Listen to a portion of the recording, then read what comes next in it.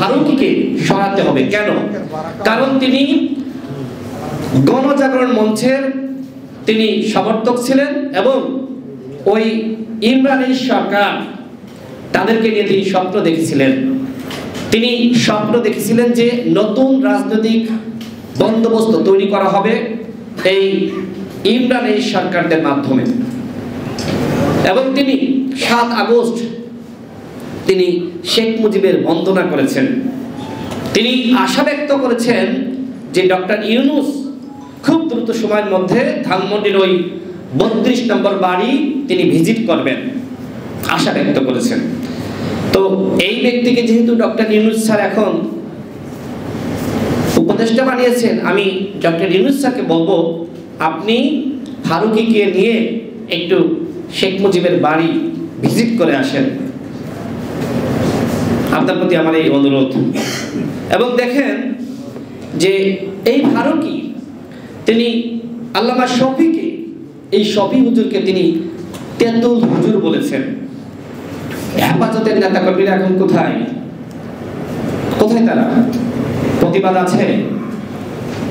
তাদের সব থেকে আধ্যাত্মিক নেতা শফি হুজুরকে তেঁতুল হুজুর যিনি বললেন, তাকে উপদেষ্টা বানিয়েছে, কিন্তু এই হেফাজতে ইসলাম নামে মাত্র একটি বিবৃতি দিয়েছে, আর কোনো মাঠ পর্যায়ে আন্দোলন সংগ্রামের মাধ্যমে কোনো প্রতিবাদ জানাননি। তাহলে কি হচ্ছে? এই মুজিববাদী চেতনার ফারুকী 15 বছর ধরে তিনি আওয়ামী লীগের সুবিধা নিয়েছেন, আওয়ামী লীগের বন্দনা করেছেন। যখন তিনি দেখছেন যে শেখ হাসিনার পতন ঘটছে, তখন তিনি সামাজিক যোগাযোগ মাধ্যমে হাসিনা বিরোধী পোস্ট করেছেন, আর তার পুরস্কার হবে উপদেষ্টা। এটি আসলে কখনোই গ্রহণযোগ্য না। এই যে বছির সাহেব, তিনি হত্যা মামলার আসামি, তদন্ত করেন, যাচাই করেন তার ভূমিকা কি ছিল, কিন্তু আপনারা কি করলেন? যাচাই বাছাই না করে এই ব্যবসায়ীকে আপনারা বসিয়ে দিলেন, উপদেষ্টা বানালেন। আমরা যতদূর শুনেছি বছির এবং ফারুকী তাদের শিক্ষাগত যোগ্যতার ঘাটতি রয়েছে, তারা ইন্টারমিডিয়েট পাশও করতে পারেননি যতদূর আমি শুনেছি। এবং আমি উইকিপিডিয়া ঘেটে আমি দেখলাম যে তাদের শিক্ষাগত যোগ্যতা নিয়ে কোনো কিছু উল্লেখ করা হয়নি। তার মানে আমি আপনি কেউ জানি না। আলী ইমাম মজুমদার 2017 সালে প্রথম আলো পত্রিকায় শেখ মুজিবকে নিয়ে একটি কলাম লিখেছিলেন। সেখানে তিনি মুজিবের বন্দনা করেছেন যে মুজিবকে আমাদের বাঁচিয়ে রাখতে হবে, মুজিব আমাদের মহানায়ক।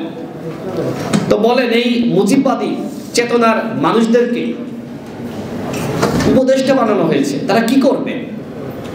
তারা তো প্রশাসনে আওয়ামী লীগকে এই সুবিধা দিবে, এবং গণমাধ্যমে সেই খবর এসেছে ডিসি থেকে এসপি সব জায়গায় আওয়ামী লীগের সুবিধাভোগীদেরকে আরো সুবিধা দেওয়া হয়েছে। এর মাধ্যমে কি এই ছাত্র জনতার রক্তের সাথে বেইমানি করা হলো না? ছাত্র জনতার রক্তের সাথে এই সরকার বেইমানি করছে, এই কথা শুধুমাত্র জনগণ বলছে না, এই কথা বৈষম্য বিরোধী ছাত্র আন্দোলনের শীর্ষ নেতৃত্বের জায়গায় যারা রয়েছেন তারা বলছে, তারা এই সরকারের সমালোচনা করছে। আমাদের এই জায়গা থেকে একটি সন্দেহ লাগছে যে যারা সরকারে আছে তারা কারা? তারা যারা ঠিক একইভাবে এই জাতীয় নাগরিক কমিটি এবং বৈষম্য বিরোধী ছাত্র আন্দোলন, তারা তো একই নাকি আলাদা? তারা কি আলাদা? তো বলেন না আপনারা, তারা কি আলাদা না এক? তো তারা এক, কিন্তু আমরা দেখতে পাচ্ছি যে এই চট্টগ্রাম উপদেষ্টা সমিতি, মানে অন্তর্বর্তীকালীন সরকার, চট্টগ্রাম উপদেষ্টা সমিতি কেন বলছি? কারণ 13 জন উপদেষ্টা চট্টগ্রামের, এটা আসলে মেনে নেওয়া যায়? একটি বিভাগ থেকে 13 জন উপদেষ্টা। এর মধ্যে দেখেন যে ডক্টর ইউনূস স্যারের গ্রামীণ ব্যাংকের কর্মচারী, তার মানে ইউনূস স্যার তিনি ওই চট্টগ্রামের মানুষ এবং তার এনজিও কর্মী, তার গ্রামীণ ব্যাংকের কর্মী, তাদেরকে ছাড়া তিনি বিশ্বাস করতে পারছেন না, আস্থা রাখতে পারছেন না। ঠিক একইভাবে শেখ হাসিনাও কিন্তু ওই গোপালগঞ্জের মানুষ ছাড়া বিশ্বাস করতে পারতেন না। তাহলে পার্থক্য কোথায়? এই যে আত্মীয়করণ, এই যে নিজের মানুষজনকে উচ্চ পর্যায়ে বসানো, আজকে এই হচ্ছে এই সরকারের চরিত্র। এই সমালোচনা কি আমরা শুধু করছি? দেখেন, একটি সামাজিক যোগাযোগ মাধ্যমে একটি পোস্ট হাসনাত এবং সার্জিস দিয়েছেন যে একটি বিভাগ থেকে, চট্টগ্রাম বিভাগ থেকে 13 জন উপদেষ্টা। এটি আসলে কেউ মানতে পারছে না। আমরা ডক্টর ইউনূস স্যারকে বলবো যে আপনার প্রতি মানুষের যে আস্থা, বিশ্বাস, ভরসা, সেটি আপনি নষ্ট করবেন না। চট্টগ্রাম থেকে 13 জন নিয়েছেন, খুব ভালো কথা। এবার বাকি বিভাগগুলো থেকে 13 জন করে উপদেষ্টা নিয়োগ দিতে হবে। পারবেন? পারবেন না তো তাহলে ওই চট্টগ্রাম থেকে উপদেষ্টা কমাতে হবে, এটি আমাদের দাবি। এই রাষ্ট্র কারোর বাপদাদার সম্পদ নয়। এই রাষ্ট্র এদেশের জনগণের মালিকানা। সুতরাং যাচ্ছে তাই ভাবে রাষ্ট্র চালাবেন, আওয়ামী লীগকে পুনর্বাসিত করবেন, এটি আমরা হতে দিব না, এটি আমরা মানতে পারি না। এই সরকারের প্রতি আমরা দাবি রাখছি, আপনারা রাষ্ট্র সংস্কার করুন, আপনারা তার জন্য একটি রোডম্যাপ প্রকাশ করুন। কি করতে চান? পরিকল্পনাবিহীন আপনারা চলতে পারেন না, আপনাদেরকে আমরা চলতে দিব না। এই যে প্রশাসনে আপনারা আওয়ামী লীগের দুর্বৃত্তদেরকে পদায়ন করছেন, সচিবালয়ে যান, দেখবেন যে আওয়ামী লীগের কর্মকর্তারা আরো বেশি প্রমোশন পাচ্ছে। পুলিশে যান, র্যাবে যান, বিজিবিতে যান, সর্বত্র আওয়ামী লীগকে পুনর্বাসন করা হচ্ছে। এইভাবে রাষ্ট্র সংস্কার হতে পারে না বন্ধুগণ। রাষ্ট্র সংস্কার করতে হলে সকল অংশীজনকে নিয়ে সরকার গঠন করতে হবে, সবাইকে মূল্যায়ন করতে হবে, রাজনৈতিক দলগুলোকে দূরে রাখা যাবে না, ঘন ঘন সংলাপ করতে হবে, দলগুলোর সহযোগিতা নিতে হবে। দলগুলোকে ইগনোর করে কোনো রাষ্ট্র সংস্কার আপনারা করতে পারবেন না। ইতিমধ্যে বিপ্লব ব্যর্থ হওয়ার পথে, বিপ্লব ইতিমধ্যে ব্যাহত হয়ে গেছে। কারা উপদেষ্টা নিয়োগ দিচ্ছে, কারা সরকার চালাচ্ছে, কি হচ্ছে, কোথা থেকে কি বানিয়ে আসছে, আমরা কেউ কিছু জানি না। এইভাবে রাষ্ট্র সংস্কার হতে পারে না বন্ধুগণ। রাষ্ট্র সংস্কার করতে হলে সবকিছু অপেদ হতে হবে, সবকিছু প্রকাশ্য হতে হবে। গোপন চুক্তি করে গোপনীয়ভাবে 2-5 জন সিদ্ধান্ত নেবেন আর আমরা সেটি মেনে নিব, সেটি হতে পারে না। আপনারা যখন বিপদে পড়ছেন তখন তো আমরা ঝাঁপিয়ে পড়ছি।